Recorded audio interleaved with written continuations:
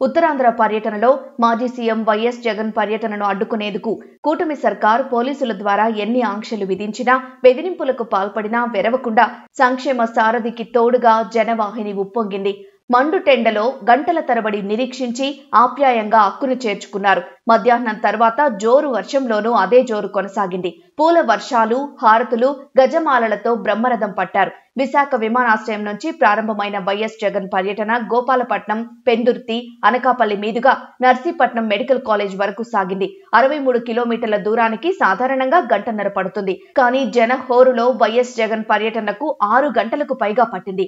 గోపాలపట్నం వద్ద ప్రారంభమైన జనయాత్ర మాకవరపాలెం మెడికల్ కళాశాలకు చేరేసరికి సాగరాన్ని తలపించింది. జోరు వానలోనూ అనకాపల్లి నుంచి జన ప్రవాహం జగన్ కాన్వాయ్ ను ముందుకు కదలనీయకుండా చేసింది. ఆ సమయంలో భారీ వర్షం పడినా వెనక్కి తగ్గలేదు. కొత్తూరు జంక్షన్ నుంచి కసిన్కోట మీదుగా తాళ్లపాలెం వరకు జనాలతో కిక్కిరిసిపోయింది.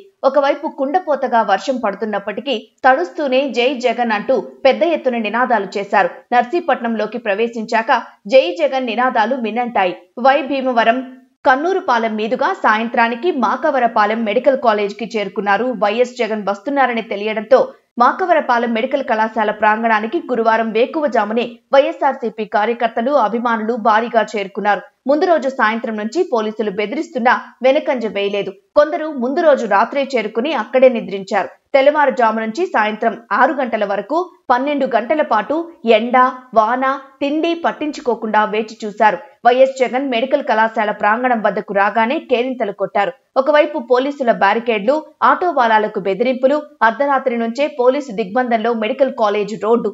ఇలా వైఎస్ జగన్ పర్యటనను అడ్డుకునేందుకు కూటమి సర్కారు ఎన్ని ఆంక్షలు పెట్టినా జనం హోరు ముందు తుస్సుమన్నాయి.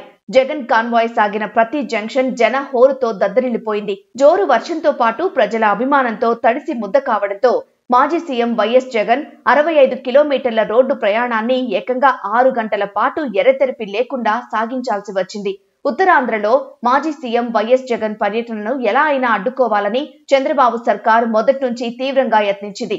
అందులో భాగంగా మొదట రోడ్డు మార్గానికి అనుమతి ఇచ్చేది లేదని అటు అనకాపల్లి ఎస్పీ, ఇటు విశాఖ పోలీస్ కమిషనర్ల ద్వారా చెప్పించారు.